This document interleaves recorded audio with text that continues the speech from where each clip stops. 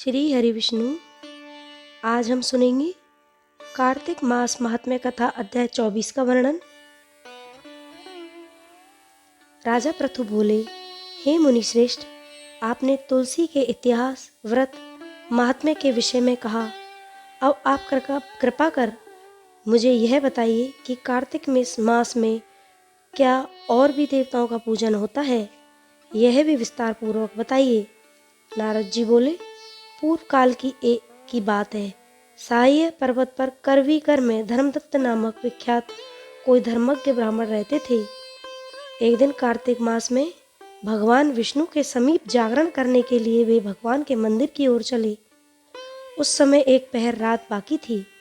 भगवान के पूजन की सामग्री साथ लिए जाते हुए ब्राह्मण ने मार्ग में देखा कि एक भयंकर राक्षसी आ रही है।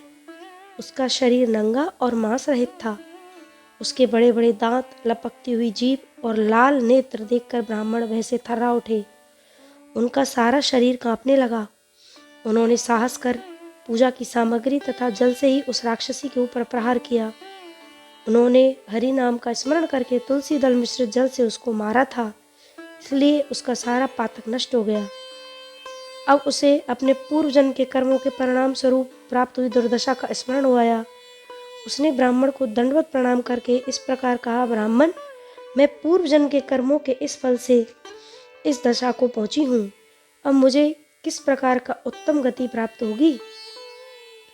धर्मदत्त ने उसे इस प्रकार प्रणाम करते देखकर आश्चर्यचकित होते हुए पूछा, किस कर्म फल के कारण तुम्हारी यह दशा हुई है?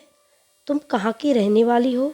तुम्हारा क्या नाम है और आचार व्यवहार कैसा है? ये सारी बातें मुझे बताओ। उस राक्षसी का नाम कलहा था। कलहा बोली, ब्राह्मण, पूर्व जन्म की बात है। सौराष्ट्र नगर में भिक्षु नामक एक ब्राह्मण रहते थे। मैं उनकी पत्नी थी। मेरा नाम कलहा था और मैं बड़े क्रूर स्वभाव की स्त्री थी। मैंने वचन में भी कभी अपने पति का भला नहीं किया। उन्हें कभी मीठा भोजन नहीं परोसा। सदा अपने स्वामी को धोखा ही देती रही। मुझे कलह विशेष प्रिय था, इसलिए मेरे पति का मन मुझसे सदा उद्विग्न रहा करता था। अंततोगत्वा उन्होंने दूसरी स्त्री से विवाह करने का निश्चय कर लिया। तब मैंने विष खाकर अपने प्राण त्याग दिए। फिर यमराज के दूत आए, मुझे बांधकर पीटते हुए यमलोक ले गए। वहाँ यमराज ने मुझे देखकर चित्रगुप्त से पूछा, चित्रगुप्त, देखो तो सही, इसने कैसा कर्म किया है?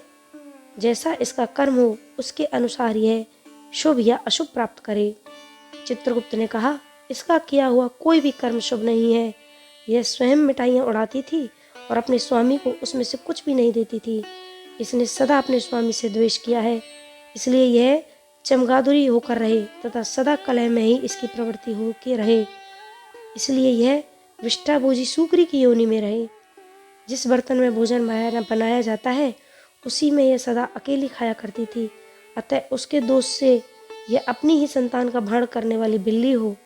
इसने अपने पति की निमित्त बनाकर आत्मघात किया है, इसलिए यह अत्यंत निंदनीय स्त्री प्रेत के शरीर में कुछ काल तक अकेली ही रहे। इसे यमदूतों द्वारा निर्जल प्रदेश में भेज देना चाहिए। वहाँ दीर्घ काल तक यह प्रेत के शरीर में निवास करे। उसके बाद यह पापनी शेष 3 योनियों का भी उपभोग करेगी। कलहा ने कहा, विप्रवर, मैं वही पापनी कलहा हूँ। इस प्रेत शरीर में आए मुझे 500 वर्ष बीत चुके हैं। मैं सदैव भूख प्यास से पीड़ित रहा करती हूँ। एक वनीय के शरीर में प्रवेश कर मैं इस दक्षिण देश में कृष्णा और वेणी के संगम तक आई हूँ। जो ही संगम तट पर पहुंची त्यों ही भगवान शिव और विष्णु के पार्षदों ने मुझे बलपूर्वक वनीय के शरीर से दूर भगा दिया। तब से मैं भूख का कष्ट सहन करती हुई इधर उधर घूम रही हूँ। इतने में ही आपके ऊपर मेरी दृष्टि पड़ गई। आपके हाथ से तुलसी मिश्रित जल का संसर्ग पाकर मेरे सब पाप नष्ट हो गए हैं। हे द्विजश्रेष्ठ, अब आप ही कोई उपाय कीजिए। बताइए, मेरे इस शरीर से और भविष्य में होने वाली भयंकर 3 योनियों से मैं किस प्रकार मुक्त होंगी? कलहा का यह वचन सुनकर धर्मदत्त उसके पिछले कर्मों और वर्तमान अवस्था को देखकर बहुत दुखी हुआ। तो ये है कार्तिक मास महात्म्य कथा अध्याय 24 का वर्णन। श्री हरि विष्णु।